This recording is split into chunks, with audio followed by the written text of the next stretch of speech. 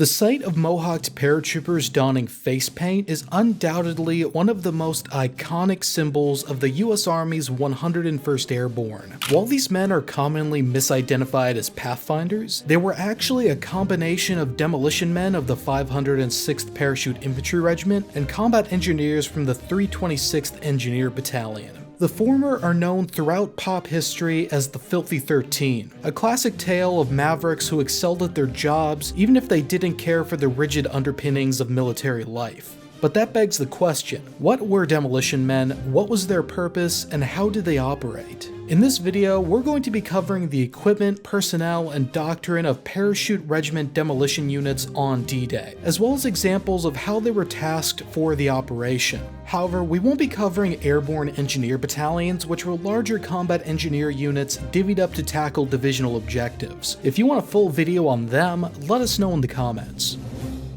But before we get into that, I'd just like to thank the Brigade, who provide us with the support we need to make content regardless of what YouTube thinks about it. A special shout out goes to Daniel Cervantes, who just started supporting us this July. If you want to help Battle Order grow and get access to a bunch of perks, like sneak peeks, early access to videos, and even exclusive patches, join the Brigade over at patreon.com/battleorder. But back to the topic at hand. To start off, let's go over demolition units' purpose and organization. The focus of this video is on the Regimental Demolitions Platoon, which was tasked with carrying out regimental destruction or pioneer missions behind enemy lines. Each parachute infantry regiment was allotted one such platoon under its regimental HQ company. As such, it could operate as one entity under the regiment or split up to support the regiment's 3 infantry battalions. Common destruction missions for the demolition men including blowing bridges or dams, cutting telephone and electrical lines, burning wooden structures, disabling enemy artillery, and general sabotage. When doing so, they'd normally be protected by a rifle company from the battalion they were attached to and could even be reinforced by divisional combat engineers. In order to ensure mission success, demolition men were generally meant to avoid combat unless absolutely necessary. Pioneer missions, meanwhile, could entail laying minefields, roadblocks, tank traps, and booby traps to delay enemy movement, or construct emplacements for regimental and battalion command posts and aid stations. When not tasked with anything specific, demolition men would typically be used as security for regimental or battalion CPs.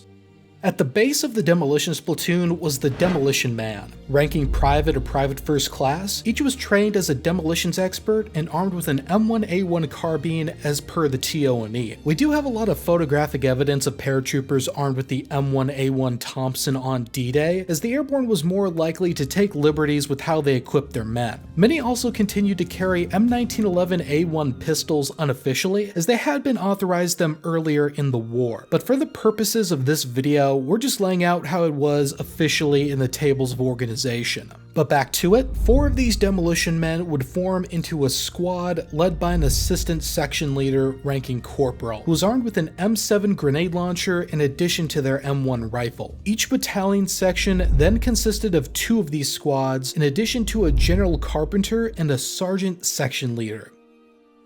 The former was an expert in wooden structures, including how to make them and demolish them.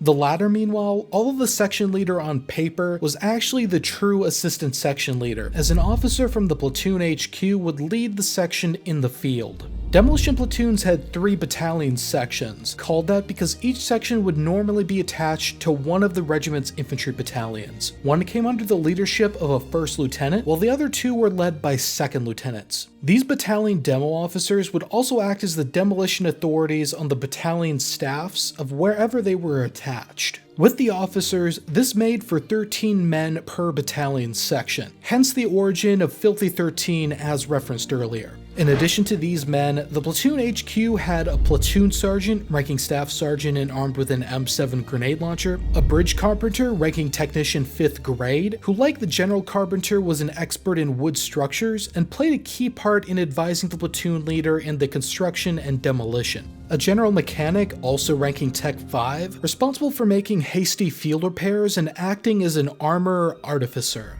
And 5 spare demolition men who could be used as messengers or as a means to reinforce the 3 sections. The platoon then came under the overall leadership of a captain acting as the demolitions officer. This captain was technically organic to the HQ company headquarters, as he was the staff demolitions officer, advising the regimental commander and supervising all demolitions training. They'd be a key asset in planning of demolition missions, and could directly lead the platoon in the field if it were employed as a whole at the regimental level. Now that you've got an understanding of what demolition units look like, let's look at a couple of examples of how they were used on D-Day. First, the home of the Filthy 13, the 506th Parachute Infantry Regiment of the 101st Airborne. For some context, the 506th was split between two drop zones on D-Day. The bulk of the regiment, including the regimental headquarters, 1st Battalion, and 2nd Battalion, landed at Drop Zone C between Boudeville and Sainte-Marie-du-Mont. This drop zone was the heart of the 101st Airborne's area, also the focal point of the Division HQ, and the 501st 3rd Battalion acting as the Divisional Reserve. One of the 506th 3 demo sections was attached to its 2nd Battalion, landing at Drop Zone C. The section was tasked with assisting Easy Company on the battalion's north flank and clearing exit number 2 off of Utah Beach. This objective was accomplished by the afternoon of June 6th, with Easy Company's Lieutenant Winters linking up with elements of the 70th Tank Battalion off Utah Beach and eliminating local resistance by 6 p.m. Meanwhile, down south, the 3rd Battalion of the 506th landed at Drop Zone D south of Vierville, which it shared with 2 battalions of the 501st and C Company of the 326th Airborne Engineer Battalion. While the 501st was to push south and west to blow bridges crossing the Douve River and seize a lock at La Barquette, the 506th 3rd Battalion was tasked with securing a bridgehead over the mouth of the Douve River near La Porte. This bridgehead would eventually serve as a stepping stone for the division to later secure the town of Carentan, linking Utah and Omaha beaches and creating a unified defensive line. As such, the 3rd Battalion was reinforced with a platoon from the 326th Engineer Battalion, the Filthy 13, which would normally be attached to the 1st Battalion, and its own habitual demolition section.